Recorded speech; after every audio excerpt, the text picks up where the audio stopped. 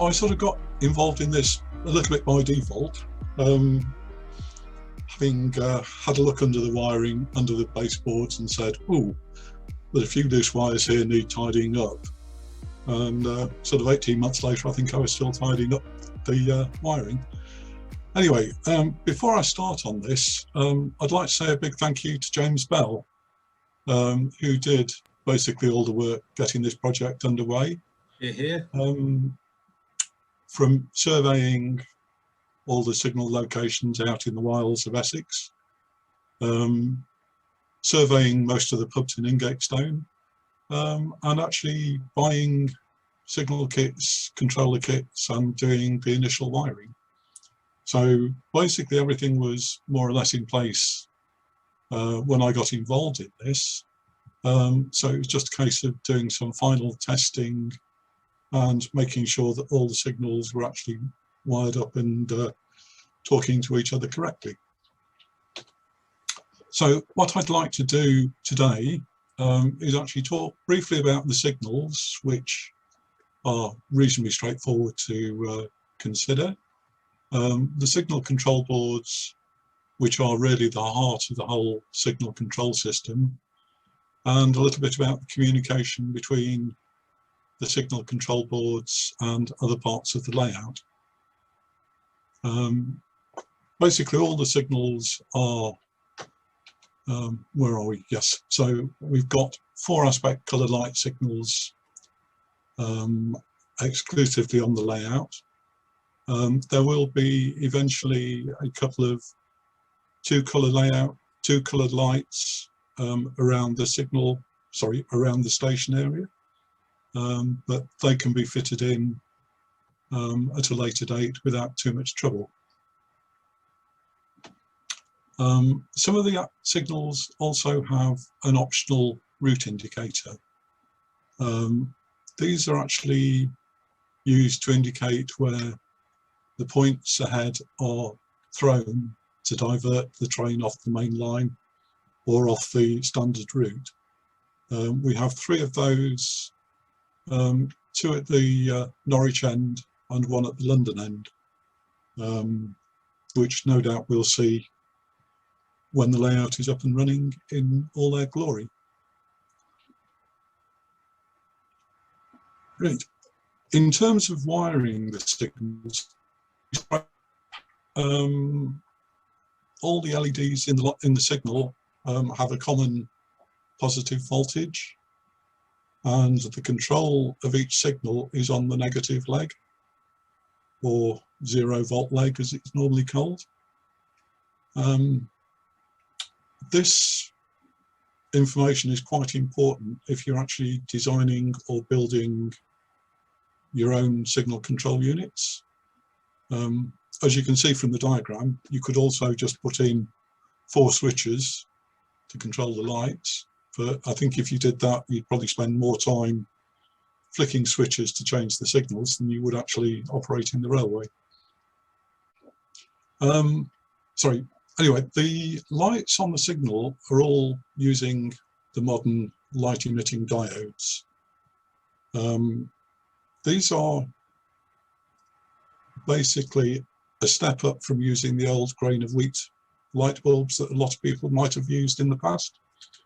They have an advantage that they work over a much larger range of voltages.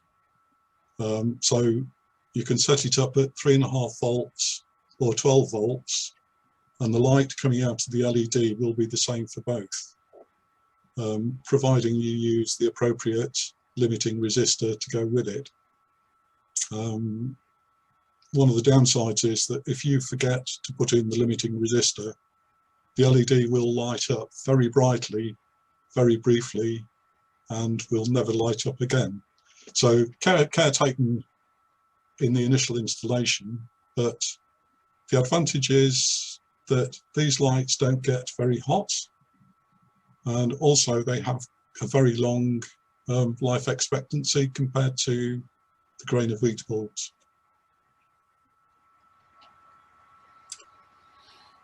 Right. The signals are reasonably easy to wire up. The complicated part is actually the signal control board.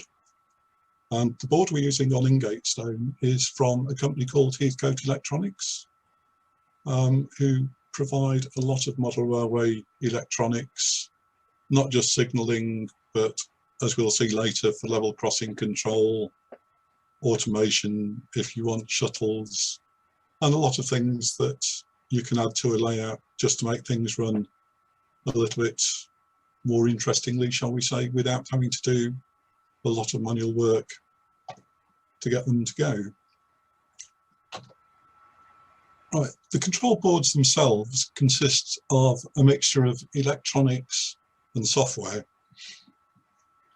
The advantage of using this combination is that basically the software means that we can use much more simple electronics, and it gives us flexibility to have basically the same circuit board being used in several different configurations without any need to change components.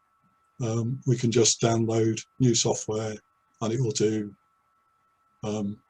slightly different things each time. The board itself actually powers the LED signals. It also determines which signals are lit.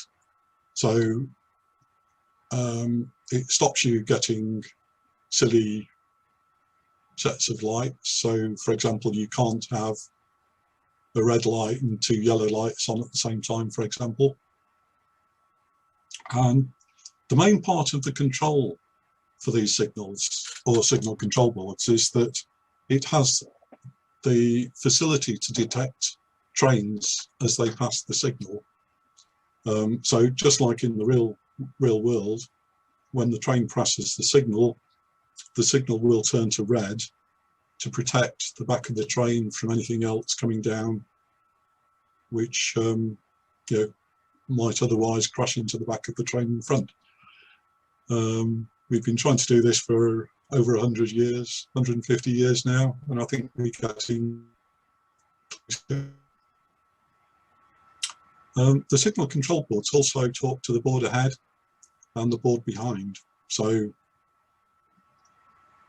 in any sequence of coloured light signals, each one is very much dependent on the status of its adjacent boards. We also have route indicators if required, as we've seen earlier on, and there is also an option, should you really want it, to actually allow a signalman to control the layout by flicking switches which would automatically turn signals to danger.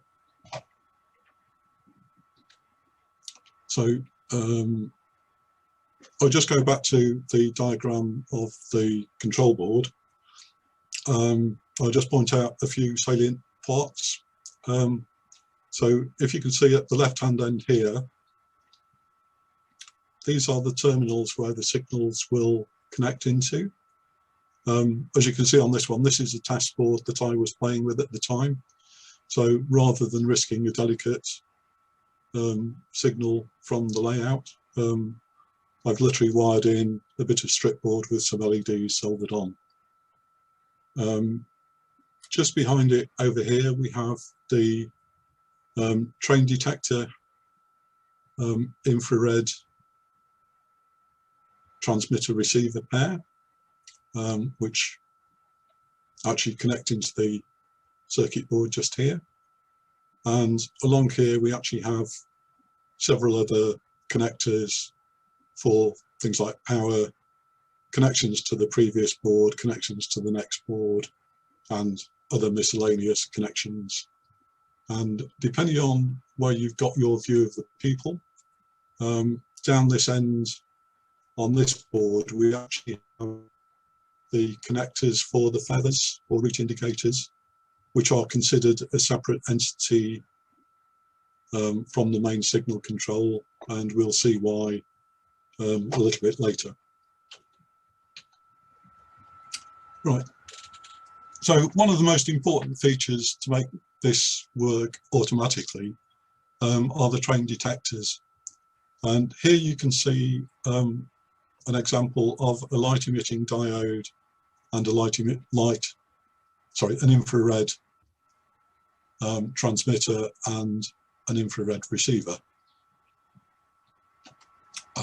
Now, these are placed between the track on the layout. So if you'll forgive the crude little diagram here, but basically we have a railway track and a signal. And what we do is we place our infrared transmitter between the sleepers. And what it does, it beams infrared up into the void. Now, we use infrared because it's less susceptible to environmental influences. So, for example, the sun comes out, the sun goes in, somebody turns the light on.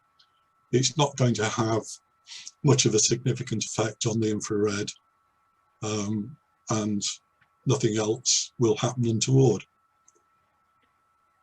So this is the normal state. We then have a train comes along.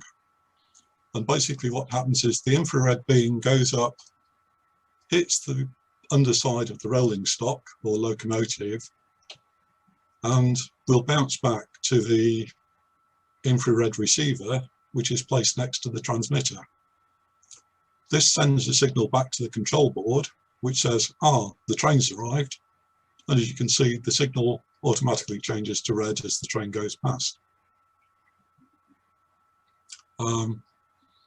Little tip here, if anybody's using infrared on the layouts and things aren't working as they expect them to, it's possible to check whether the infrared transmitter is actually working by viewing the transmitter with a mobile phone camera.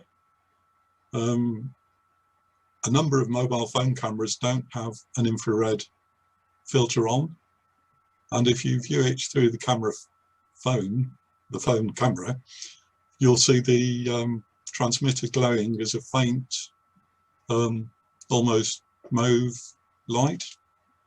So that's one way of checking if your transmitter is actually transmitting. So once we've got something happening on the signal, we need to tell the previous signal and the next signal what's exactly happening. So here we see a set of 3 signals with the direction of travel from left to right. Basically, what happens is signal 3, for example, will be at a certain state. It could be set to danger if the train's just passed. So what signal 3 does is sends its current aspect to the signal 2 control board. And the signal 2 control board will know that, the signal ahead of me is set to danger, therefore I will reset my signal to, in this case, yellow, and send my signal down to signal 1 control board to say, I've just changed my aspect to yellow, and this control board will say, the signal ahead of me is yellow, I will now change my aspect to double yellow. And obviously the one further down will change to green. So this works seamlessly without any signalman intervention whatsoever. Right, the route indicators that we have on some of them are reasonably intelligent, and they work as it would do in real life. So the indicator will only be lit when the pointer head is on the diverging route. Normally this would be controlled by the signalman or the signaling, but since this is model railway land, what we do is we actually attach a switch to the point motor. So when the point motor activates the point blades, it will automatically send a signal to the control board to say, light the route indicator. However, like the real thing, the software in the control board knows that if the signal is showing danger, the route indicator will not light. So the route indicator is only displayed when there is a clear or caution path ahead. Right, and basically, since we are talking a circuit that goes into a fiddle yard at both ends, we get to the stage where the last signal changes to danger, but there's no more signals ahead. So there's no signal coming back to say that you can now change to caution or clear. So in this case, we use a special board to control the signal, which has an adjustable countdown timer. And once the train detector has cleared to say the train has passed, it will actually start the countdown and will eventually work through its sequence to say yellow, double yellow, green, and also sending a message back down to the preceding signals, and they will change correctly in response to this countdown timer on the last signal of the route. As I mentioned earlier, there's also an option to turn any signal to danger simply by attaching a switch. So this could be on the control panel or another sensor anywhere on the layout. And basically this switch short circuits all the current status of the signal and changes it directly to danger. And again, the signals back down the line will change appropriately until the switch is cleared and the signal will set back to clear. Just for a bit of interest, we also have a level crossing control board on the layout. This will drive the servos for the barriers and also control the warning lights for the road approach. This level crossing control board can also be controlled from the signal control boards with appropriate connections.